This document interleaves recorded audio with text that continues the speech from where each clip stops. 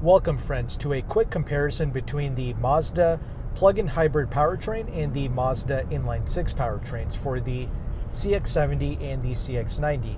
If you don't know already, the CX-70 and the CX-90, they're basically twin vehicles. The 90, it's got the third row seating, and the CX-70 does not. Otherwise, they drive the same and they even come with the same powertrains as well.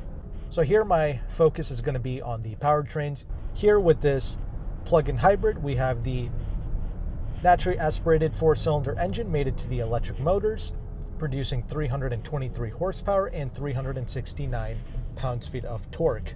Then we have the entry-level inline-six turbo engine producing 280 horsepower and 332 pounds-feet of torque. Then at the top we have the Turbo S model, which I've already driven, and with premium fuel, that vehicle produces 340 horsepower and 369 pounds-feet of torque. So the Turbo S torque number is identical to the plug-in hybrids.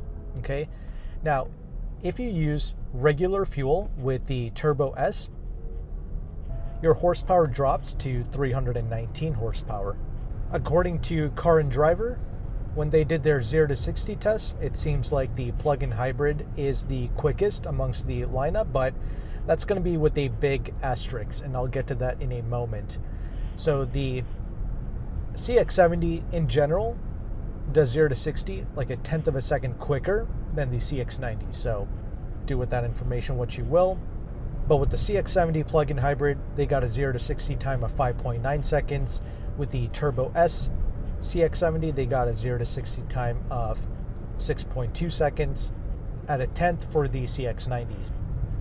Okay, and I think when Motor Trend did a test on the entry-level inline-six with 280 horsepower, they got a time a little over 7 seconds. Regardless of all that, the key takeaway here is, despite Mazda, utilizing quite substantial engines here, like inline-sixes with the turbo, I mean, the real-world performance here, it's not quite that earth-shattering. It's not going to light your world on fire. These essentially provide us with enough power for street driving. Okay, just to give you some context, a EcoBoost four-cylinder Ford Explorer can do 0 to 60 in 6 seconds flat. So, a four-cylinder Explorer is quicker than even the Turbo S models of the Mazda, which utilize an inline-six engine. Regardless of that, the speed and the performance, I mean, I like the character of all of these engines. They don't feel like soulless driving appliances, so I appreciate the engine noise and the engine character, although some could say that the four-cylinder in this plug-in hybrid is a bit, loud. I'll accelerate here, give you a quick demonstration.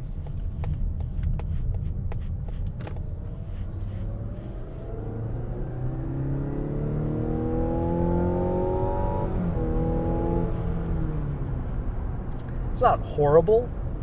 Okay, I talked about the speed of these vehicles. Okay, the plug-in hybrid being the quickest on paper comes with a big asterisk. So in order to get the most out of the plug-in hybrid, you have to drive around in its sport mode. Otherwise, when you just drive around in the normal mode, this actually feels the most lethargic amongst the group. This feels a bit slower in normal mode compared to the inline-six models. In sport mode, yeah, this definitely does feel rather quick.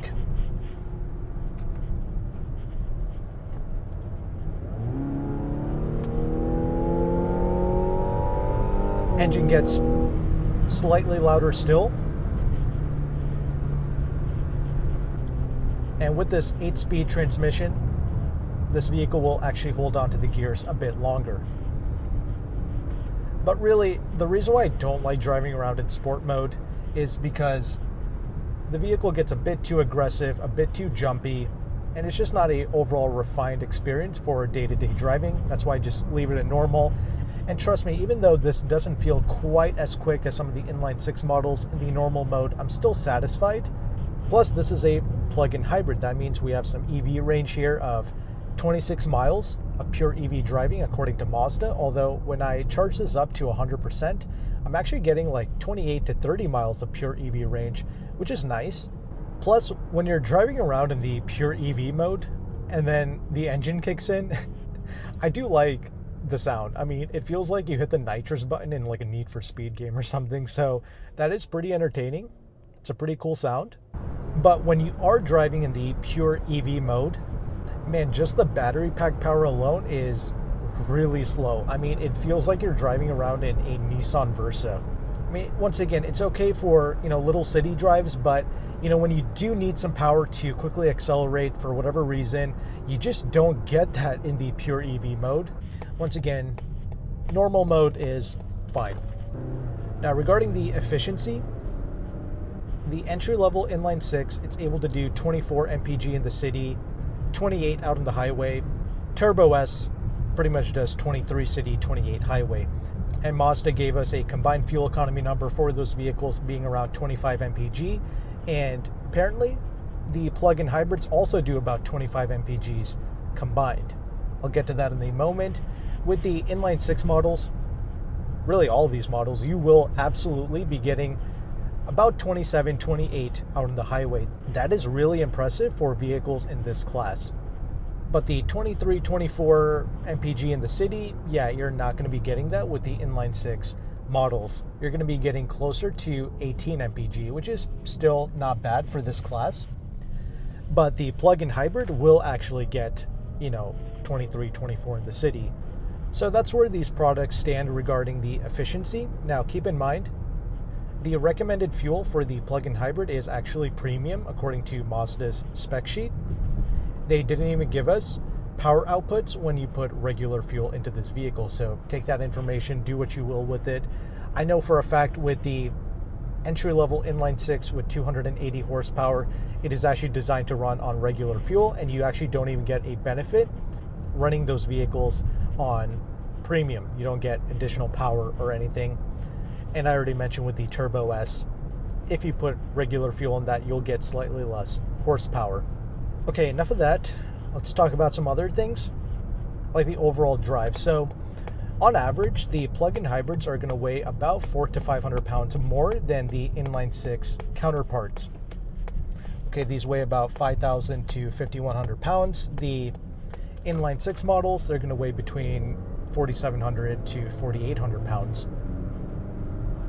I do notice that these plug-in hybrids, they are tuned to be a bit stiffer to compensate for the slightly higher curb weight. And overall, the ride quality, it's not terrible. It's not crashing over the bumps. At least the CX-70 isn't. I previously got a CX-90 plug-in hybrid to test back in 2024, and oh my gosh, that vehicle, I mean, it felt like an unfinished product. I couldn't even believe that Mazda released that to the public for people to purchase. It was not good. Here, the CX-70 plug-in hybrid, it's much more polished in its handling and overall driving demeanor. Once again, this is not necessarily crashing over the bumps. The handling during your everyday left-hand, right-hand turns, it's not bad here. But once again, the inline six models are better.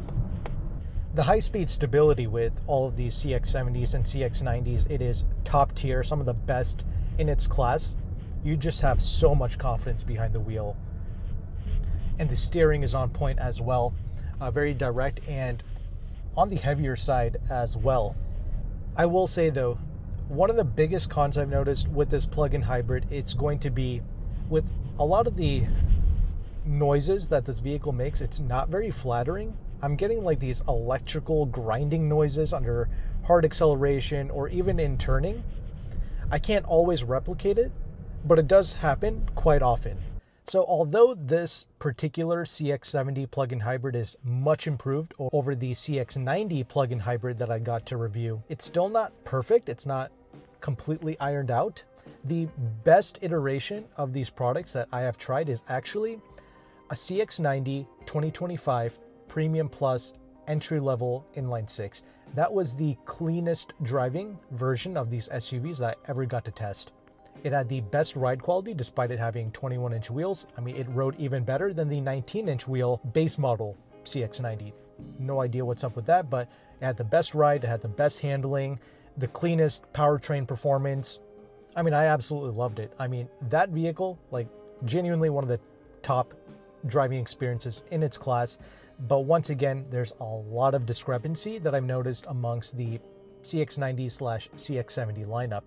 Similar to Lexus, it seems to be that the higher trim levels seem to drive better for whatever reason. No exact explanation for it.